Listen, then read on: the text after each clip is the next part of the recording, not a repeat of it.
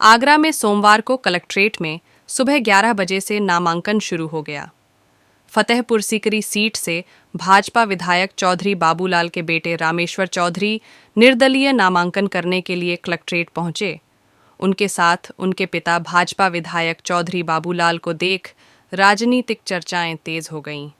आगरा की फतेहपुर सीकरी लोकसभा सीट से भाजपा ने 2019 में इसी सीट से सांसद चुने गए राजकुमार चाहर को प्रत्याशी घोषित किया था।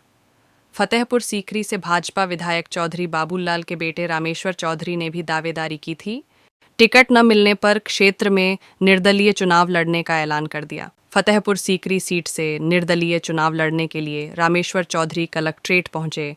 उनके साथ उनके पिता भाजपा विधायक चौधरी बाबूलाल भी थे। इसके बाद से चर्चाएं तेज हो गई हैं। आगरा की फतेहपुर सीकरी सीट का मुकाबला रोचक होने जा रहा है। फतेहपुर सीकरी सीट से भाजपा प्रत्याशी राजकुमार चाहर, सपा कांग्रेस से रामनाथ सिकरवार और बसपा से पंडित रामनिवास शर्मा प्रत्याशी हैं। ऐसे में रामेश्वर चौधरी के निर्दलीय चुनाव लड़ने से फतेहपुर सीकरी सीट पर रोचक मुकाबला होगा।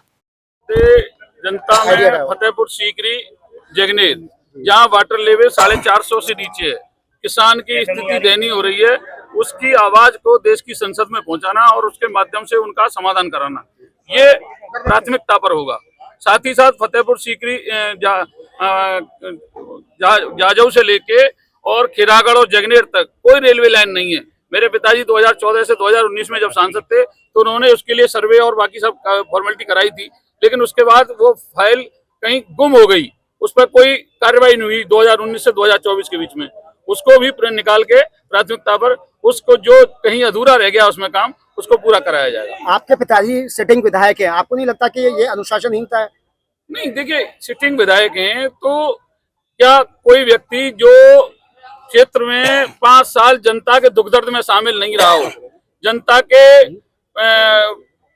मरे गिरे में नहीं गया हो, जनता के ब्याह शादी में नहीं हुआ, जनता के फोन नहीं उठाता हो, ऐसे व्यक्ति को क्या दोबारा चुनाव लड़ने का अधिकार है? अगर अधिकार है तो जनता निर्णय करे। लोकतंत्र में जनता को निर्णय करने का अधिकार है, जनता करेगी निर्णय। मतदाता किसके साथ देंगे?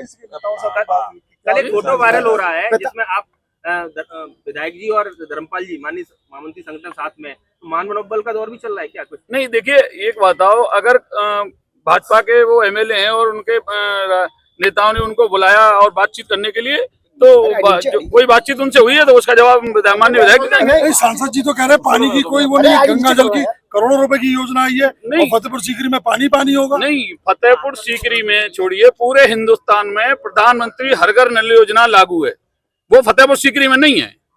मैं आपको करेक्ट कर देता हूं कि फतेहपुर सीकरी में नहीं, पूरे हिंदुस्तान में प्रधानमंत्री हर घर नल योजना है और बाकी के प्रदेशों में, बाकी संसदीय क्षेत्रों में टोटी से पानी भी आ रहा है और फतेहपुर सीकरी में अभी पाइपलाइनें पड़ रही हैं। तो ये दर्शाता है कि सांसद कितने कर्तव्यहीन हैं, कि वो उन्होंने बाकी सब लोकसभा में पानी आ रहा है टोटी से और हमारे यहाँ अभी पाइपलाइनें खुद रही हैं, लोगों के फ्रैक्चर हो रहे हैं, लोगों को परेशानी हो रही है। तो पानी तो जब आएगा तब आएगा, लेकिन आज जो दिक्कत हो रही है उसको कौन देखेगा? विधायक आपके साथ खड़े रहेंगे कि या पार्टी के लिए सहयोग करेंगे? नहीं, देखिए, एक बात बताओ, मेरे पिता हैं, मैं मानता हूं कि वो मेरे साथ रहेंगे। पार्टी का प्रचार नहीं करेंगे वो? नहीं, पार्टी का प्रचार करेंगे, ये जवाब वो उनसे पूछिए ना। अब मैं कैसे जवाब दे सकता हूँ उनके सवाल का? नामांकन वापस नहीं ले रहा, मतलब पर्चा भर दिया। कौन नाराज है? तो संगठन के लोग कह रहे हैं। संगठन कौन कह रहा है? आप बताइए ना, कौन कह रहा है? संगठन का एक सुनिए, आप सुनिए। संगठन ने किसी ने हमसे संपर्क किया? हमसे किसी ने संपर्क नहीं किया। हमें कल माननीय धर्मपाल जी से मुलाकात करने के लिए गए।